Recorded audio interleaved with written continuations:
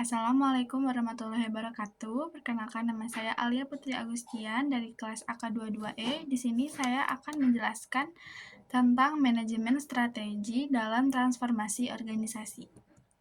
Transformasi organisasi merupakan suatu strategi dan implementasi untuk membawa organisasi dari bentuk dan sistem yang lama ke bentuk dan sistem yang baru, dengan menyesuaikan seluruh elemen seperti sistem, struktur, people, dan culture atau budaya, dalam rangka meningkatkan efektivitas organisasi untuk mencapai tujuan yang telah ditetapkan seperti selaras dengan visi dan misi organisasi perusahaan. Contoh dari transformasi organisasi ini adalah perubahan dari struktur hierarki menjadi struktur tim dalam suatu perusahaan. Transformasi organisasi juga dapat melibatkan perubahan dalam budaya organisasi seperti pengenalan nilai-nilai baru atau perubahan dalam kerja yang lebih kooperatif. Mengapa transformasi organisasi ini penting? Yang pertama, untuk meningkatkan kinerja. Mengapa bisa untuk meningkatkan kinerja? Karena memungkinkan organisasi untuk meningkatkan efisiensi, produktivitas, dan keunggulan kompetitif. Yang kedua, menyesuaikan dengan perubahan lingkungan, membantu organisasi untuk beradaptasi dengan perubahan pasar teknologi dan regulasi. Yang ketiga, untuk mencapai tujuan strategis. Transformasi organisasi ini memungkinkan organisasi untuk mencapai tujuan jangka panjang dan memposisikan diri untuk pertumbuhan yang berkelanjutan. Lalu ada jenis-jenis transformasi organisasi, ya ada 5. Yang pertama yaitu transformasi strategis.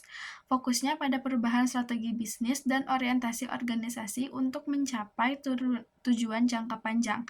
Yang kedua, transformasi operasional untuk memperbaiki proses operasional dalam meningkatkan efisiensi dan efektivitas.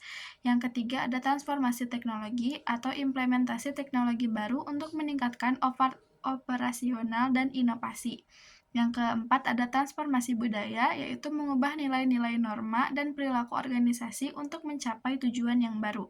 Yang terakhir, yaitu transformasi struktural, yaitu untuk mengubah struktur organisasi, hierarki, dan alur kerja untuk meningkatkan fleksibilitas dan responsivitas. Lalu ada komponen penting dalam melakukan transformasi organisasi, antara lain yaitu ada arah bisnis visioner, yaitu meninjau kembali visi dan misi minimal 3 tahun sekali. Yang kedua yaitu kesiapan berubah, untuk menyiapkan program baru menghadapi perubahan lingkungan eksternal. Yang ketiga ada orientasi pasar, untuk menyiapkan strategi dan program meningkatkan pangsa pasar. Yang keempat yaitu tanggap terhadap lingkungan, memiliki program untuk mengenali kekuatan dan kelemahan serta menggunakannya untuk menghadapi tantangan ancaman eksternal. Lalu yang kelima yaitu operasi prima, mengelola operasinya untuk menciptakan keunggulan yang berdaya saing. Yang keenam yaitu kepemimpinan yang kuat, mempersiapkan pemimpin organisasi yang mampu menggerakkan semua sumber daya dan organ organisasi guna mencapai visi organisasi. Yang ketujuh yaitu insan yang kompeten, mengelola sumber daya manusia untuk menciptakan keunggulan daya bersaing.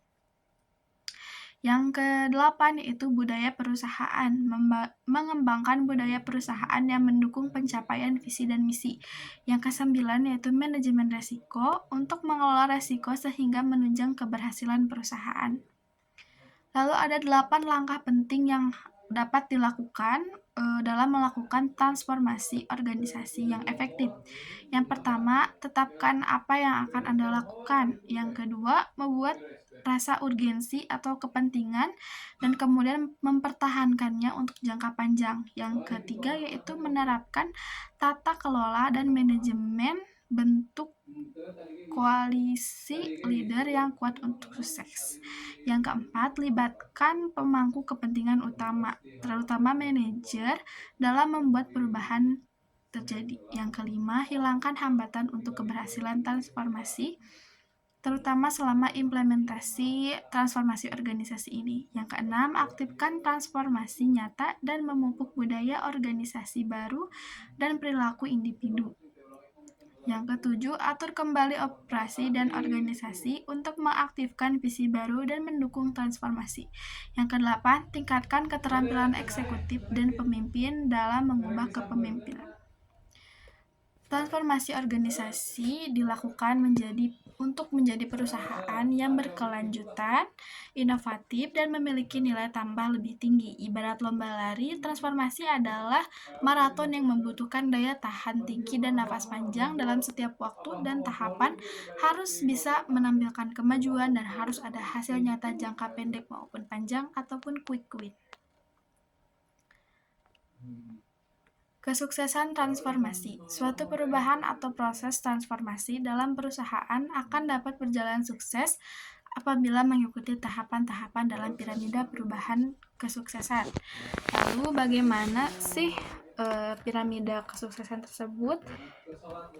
Yang pertama, yang paling atas ada visi dan misi, lalu ada strategic objective, lalu kemudian strategik, kemudian di bawahnya ada key success factor dan juga standard of excellence, dan yang ke bawahnya lagi yaitu transformational balance scorecard. Lalu dari itu semua ada people, system dan organization, operasional dan juga customer serta finansial. Lalu yang terakhir yaitu kesiapan untuk melakukan transformasi. Ada 7 aspek kesiapan terhadap perubahan, yaitu persepsi terhadap kesiapan perubahan. Yang kedua ada pemahaman terhadap visi untuk perubahan. Yang ketiga, rasa saling percaya dan kerjasama. Yang keempat, inisiatif dan perubahan. Yang kelima, dukungan manajemen untuk perubahan. Yang keenam, penerimaan terhadap perubahan. Dan yang terakhir yaitu mengelola perubahan. Mungkin cukup sekian presentasi dari saya. Mohon maaf bila ada kurang dan lebihnya saya minta maaf. Wassalamualaikum warahmatullahi wabarakatuh.